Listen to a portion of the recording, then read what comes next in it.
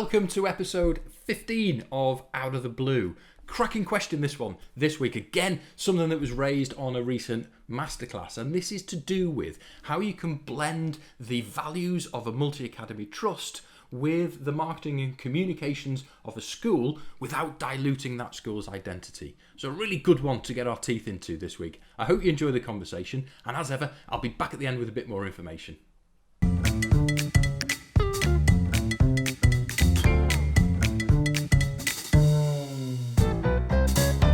Good afternoon, David. How are you doing? Hi, Mark. Yes, very good. Thank you. Very good. Back again for another episode. I know. What are we up to now? 14, I think. Yeah, 43, I think. 43. Yeah.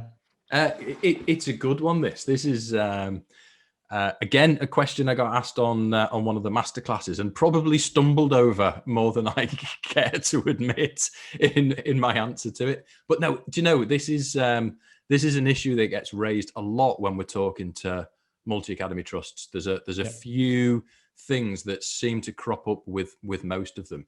I'll read you her question. Okay. To a lady called Zoe England, who attended one of the courses, and she said, I represent a trust and our schools fear that we will completely change their identity. How do you propose we merge our values and co-brand without diluting their identities? It's a cracker, isn't it? So my sort of initial answer there was really based around making sure that, that you don't, that fear that the schools have got. There are some trusts that have given schools a very, very corporate identity, but they're few and far between now. Most successful trusts are managing to allow schools to maintain their own brand character and their own way of communicating. And I think it's really important that they do that. The reason that I think Zoe's mentioning the schools have that fear is because they recognize that that's what parents buy into. They recognize that parents value the school itself and probably value the school itself more than the trust, if we're being honest. And a trust can recognize that. It also just helps with those misunderstandings about trust. Some of the things we've talked about in previous episodes, those people that some people don't agree with trusts, but you've got that sort of misunderstanding of people don't even know what a trust is, really. So your school brand, in the way that a school communicates, should always be front and center. Mm-hmm. So then it's looking at, I think, the ways in which a trust can support that brand and how do they do that? How can you subtly bring in trust messaging into that, really? I agree. It should be, the trust should be there to support the school. And you quite rightly pointed out that there are a few trusts which work on more of a franchise model. So your school will become the name of the trust or part of the trust, and it will look like that, and the logos will all be very similar, and you will work in a certain way. And I can see the advantages of that. But I think, and I think if you've got the reputation, then that's a good thing. But for those trusts that don't necessarily have that reputation as being, particularly good in something, then to build that reputation, they've got to be there to offer support to the schools. And how do they do that? One, as you said, recognize that the schools are already fundamentally part of a community, and that the local population sees that school in a particular way, and hopefully that's in a good way, and so they're buying into the values of that school. And I think the trust can merge its values in a way that it's supporting the school with this vision and these values. And that's done in the communication rather than the visual identity. It's the way it's communicated, the messaging that goes out from a school, the newsletters, the information, news articles on the website, social media posts. They can be coming from the school, but just the tone of them, the wording of them can be slightly adjusted so that actually there's some of the the support from the trust element is included in that. So, and it's just their underlining the support that they're getting from the trust, and obviously it's got to be in a positive way, that they are providing teacher training support, for example. They are providing support for pupils. They're able to,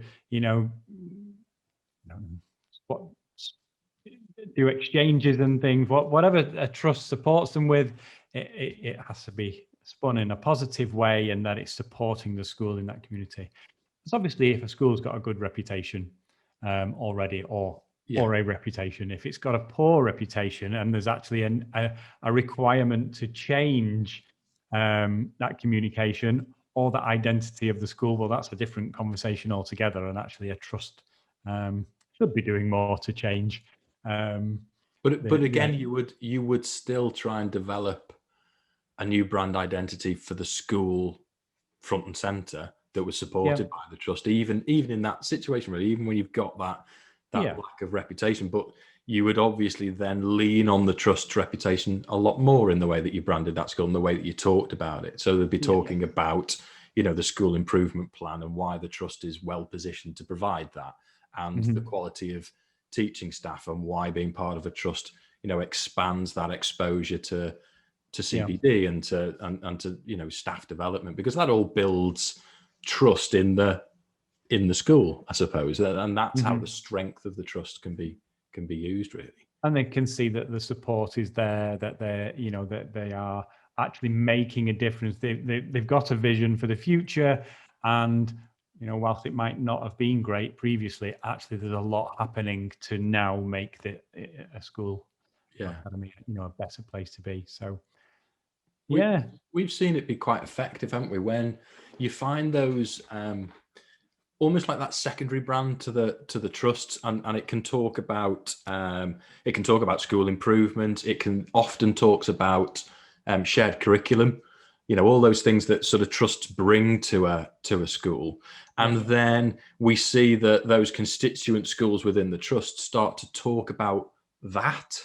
So that's aside from their own front and center brand. It's like you say, it's their communication. All of a sudden they're talking very particularly about the curriculum, but they're all doing it.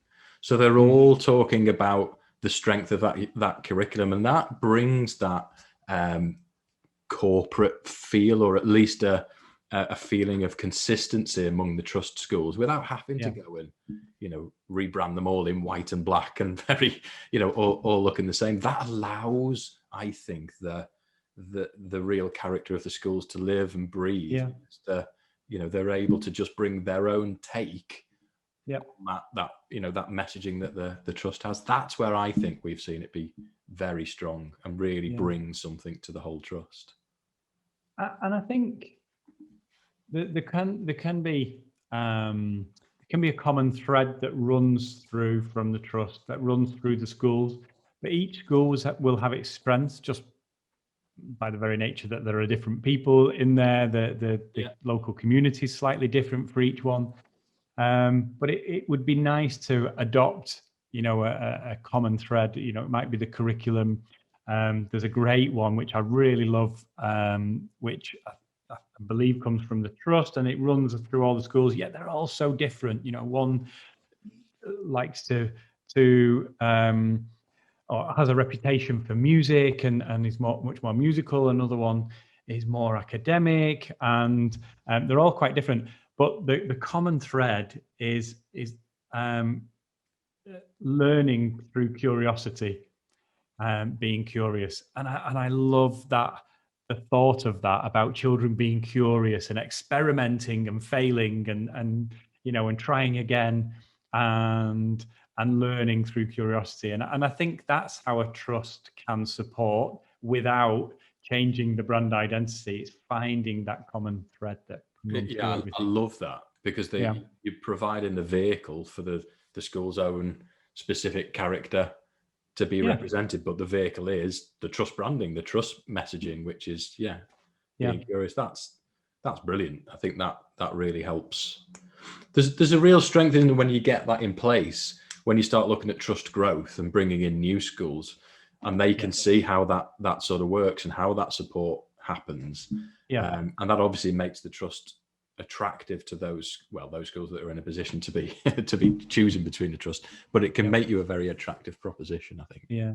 And I think that's one of our strengths with the discovery call, that when we're working with a multi-academy trust, we are digging to find that common thread.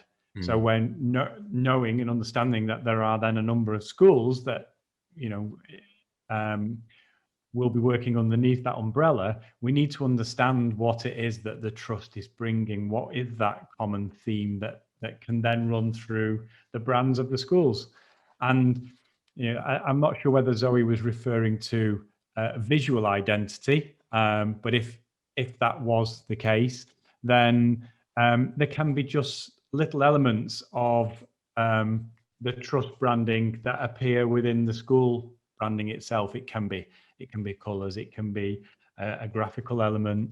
It can simply be, the school brand, and then wherever you see that, proudly supported by, the certain trust, the trust name. But it's the consistency of that sometimes, isn't it? And sometimes where I've seen there's a strength to it is you think about website design, and actually all of the schools then have a website that is effectively the same construction.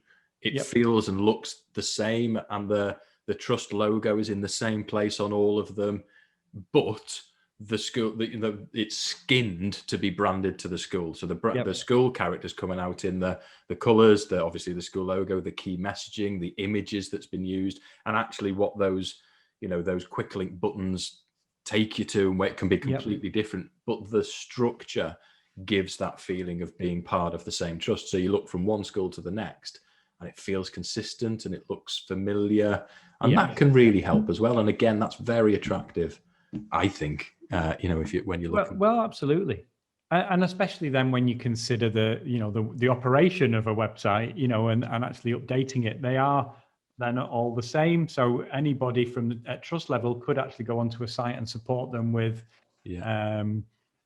technical support or updating the content, and you can move around the schools then as well. Staff can move, but there's still a familiarity with the system.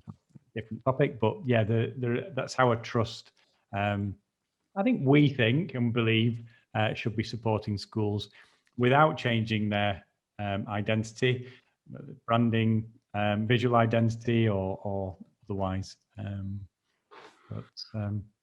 Okay. Well, Zoe, I hope we've answered that one. Yeah, I can see why you were you wanted to bring that one up. It was a big question to answer in the minute and a half I sort of allow myself at the end of a course, but it's a cracker, and it is something that crops up quite a lot. I think hopefully we've provided some guidance on that for anybody that's in the same situation. As ever, reach out, let us know. We'd be happy to have a conversation with you. It'd be great to meet up with anyone that wants to have a chat. Mark, do you have, I can't remember whether we have a link at the end of the show for your masterclass, because I think that does provide a lot of the answers.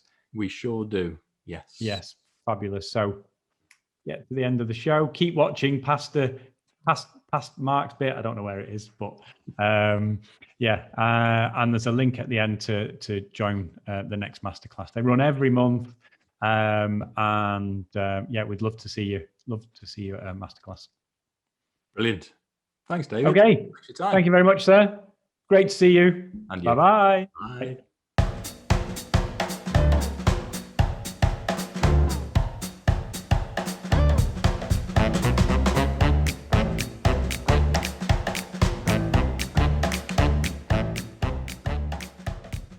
Okay, welcome back. Loads for you to think about there. If you're facing a similar problem and you'd like to chat things through, then please do feel free to get in contact with me. It'd be great to book in some time where we could have a chat about the current challenges that you're facing in your trust, or in your school. Remember, I run my school identity masterclass once a month, and for more information about that, again, use the contact details at the end of the video to get in touch, and let's get you booked onto that. Thanks very much for listening this week. We'll be back next week with another great question, and we'll see you then. Goodbye.